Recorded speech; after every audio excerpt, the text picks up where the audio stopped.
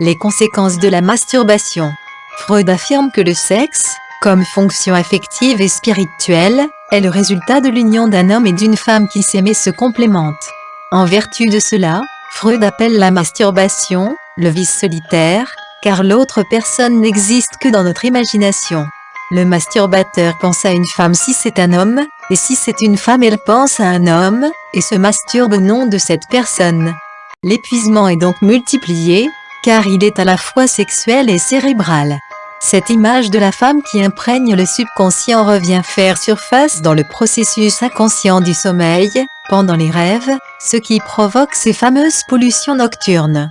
Plus une personne se masturbe, plus elle aura par conséquent de pollution pendant la nuit. La masturbation ou le vice solitaire stimule la fantaisie érotique, ce qui provoque avec le temps le rejet de la femme, ou de l'homme suivant le sexe de celui qui pratique, ainsi que l'épuisement cérébral et l'impuissance sexuelle. Samael Onuor affirme, au chapitre Sexualité normale dans son livre Le mariage parfait, la fantaisie sexuelle, ou érotique, produit l'impuissance de type psychosexuel. Cette sorte de malades ont des érections normales, sont des hommes apparemment normaux, mais au moment où ils vont effectuer l'acte sexuel avec la femme, l'érection disparaît et le membre redevient flasque, laissant un indescriptible sentiment de déception. Ces personnes, qui entretiennent des fantasmes sexuels qui n'ont rien à voir avec la réalité, n'ont pas la capacité de répondre à la réalité comme ils le devraient, ils ne peuvent pas avoir de rapport sexuel. L'impuissance psychosexuelle est la tragédie la plus épouvantable qui vient affliger les hommes et les femmes fanatiques, ainsi que les gens purement raisonneurs. Non seulement la fornication s'effectue sur le plan physique, mais elle existe aussi sur le plan astral et sur le plan mental. Ceux qui prêtent l'oreille à des conversations luxurieuses, ceux qui lisent des revues pornographiques, ceux qui assistent à des films pornographiques, érotiques, gaspillent d'énormes quantités d'énergie sexuelle. Ces pauvres gens utilisent la matière la plus fine et la plus délicate du sexe, la gaspillant misérablement dans la satisfaction de leur passion brutale. Lorsque le jeune finit de se masturber, il se produit un mouvement péristaltique d'absorption, et, à cause du vide causé par la perte de semences séminales, la vésicule séminale essaie de se remplir de nouveau, ce qui produit une absorption d'air venant du dehors dans la vésicule séminale, en remplacement du sperme. Cet air remonte par le système lymphatique pour arriver au cerveau, produisant un choc thermique, conséquence des espaces froids entre les neurones et les cellules cérébrales, qui vont en relation avec cet air froid que le masturbateur absorbe. Samael Onuor, philosophe, anthropologue, ésotériste, sexologue et psychologue contemporain, au chapitre Sexologie de son livre didactique de l'autoconnaissance affirme: quand quelqu'un se masturbe, il commet un crime contre nature. Après l'éjaculation du semen se produit un mouvement péristaltique du membre viril, en chaque homme. L'air froid absorbé par le phallus épuise beaucoup de facultés cérébrales. D'innombrables personnes sont allées dans des hôpitaux psychiatriques à cause de l'abominable vice de la masturbation. Un cerveau rempli d'air est un cerveau stupide à 100%, nous condamnons donc ce vice à 100%.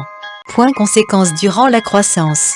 Les spermatozoïdes contiennent de l'ADN, acide désoxyribonucléique, qui porte la clé génétique de l'hérédité et détermine l'aspect sexuel.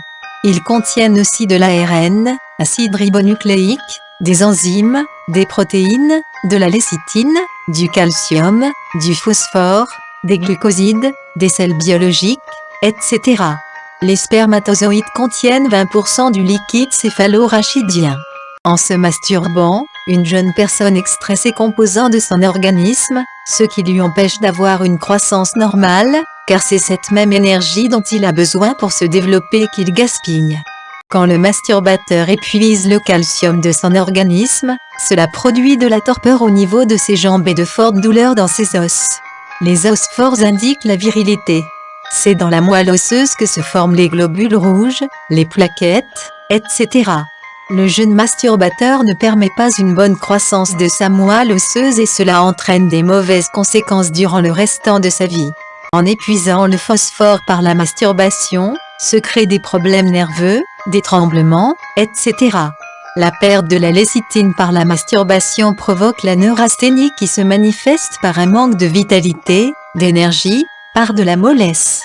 Le Dr Spitak, notable anatomiste américain, spécialement en psychiatrie, et qui fut président de la Société neurologique de New York, dans son livre Énergie créatrice attribue plusieurs types de conséquences au vice de la masturbation et à l'abus sexuel en général, qui entraîne la folie.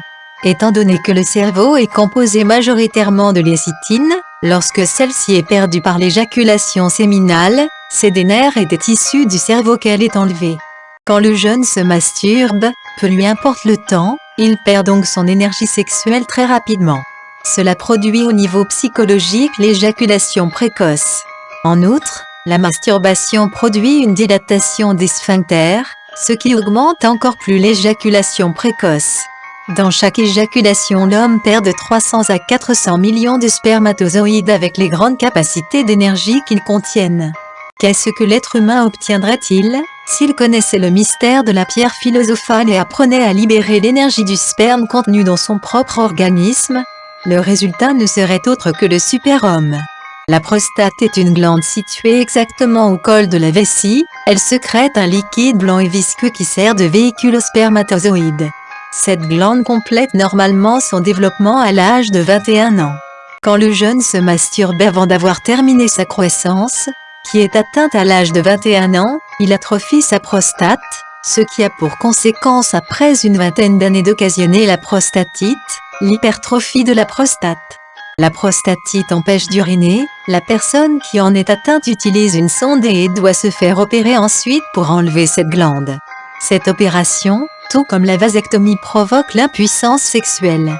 Les fils d'un masturbateur ne sont pas de bonne confection, ils ont beaucoup de problèmes car ils sont le produit d'une semence très affaiblie. La mélatonine est l'hormone de l'éternelle jeunesse, elle dirige et gouverne de manière absolue le processus de vieillissement. Elle est produite en abondance pendant la jeunesse et tend à décroître à partir de l'âge de 25 ans. Point. Le jeune qui se masturbe épuise sa mélatonine, ce qui a pour conséquence d'atrophier sa glande pinéale et de réduire son champ magnétique, produisant ainsi un vieillissement rapide de son organisme. La masturbation est aussi pratiquée par des femmes, et ceci s'avère être triste et cruel.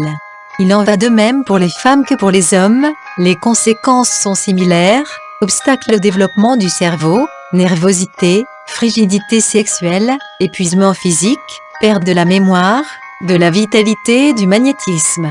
La plus grande part des effets de la masturbation concerne l'aspect sexuel, le comportement psychosexuel. Il y a une dégradation des possibilités sexuelles de la femme, et cela l'amène lentement au rejet de l'homme. La fille qui ne se masturbe pas conserve sa vitalité, sa beauté, ses yeux brillent et son champ magnétique est puissant, elle a un joli timbre de voix, etc. Nous devons éviter la pornographie, les discussions vulgaires, et devons choisir avec le plus grand soin nos amis. La masturbation provoque l'impuissance sexuelle et la vieillesse prématurée. Il est connu que beaucoup d'hommes deviennent impuissants avant l'âge de 40 ans. Dans son livre Éducation fondamentale au chapitre L'adolescence, Samuel Onwar affirme « Il y a des silences délictueux et il existe des paroles infâmes. Se taire sur le problème sexuel est un délit. Parler à tort sur le problème sexuel constitue un autre délit. » Le vice de la masturbation ruine complètement les facultés cérébrales. Il est nécessaire de savoir qu'il existe une intime relation entre le semen et le cerveau. Il est nécessaire de cérébraliser le semen. Il est nécessaire de séminiser le cerveau. Le cerveau se séminise en transmutant l'énergie sexuelle, en la sublimant, en la convertissant en puissance cérébrale. C'est de cette manière que le semen se cérébralise et que le cerveau se séminise. La science gnostique étudie à fond l'endocrinologie et enseigne des méthodes et des systèmes pour transmuter l'énergie sexuelle. Combien de beaux visages se fanent, combien de cerveaux dégénèrent, tout cela à cause d'un manque d'orientation au moment opportun. Le vice de la masturbation, tant chez les garçons que chez les filles, est devenu plus commun que de se laver les mains. Les asiles d'aliénés sont remplis d'hommes et de femmes qui ont ruiné leur système cérébral avec le vice répugnant de la masturbation. Le destin des masturbateurs est l'hôpital psychiatrique.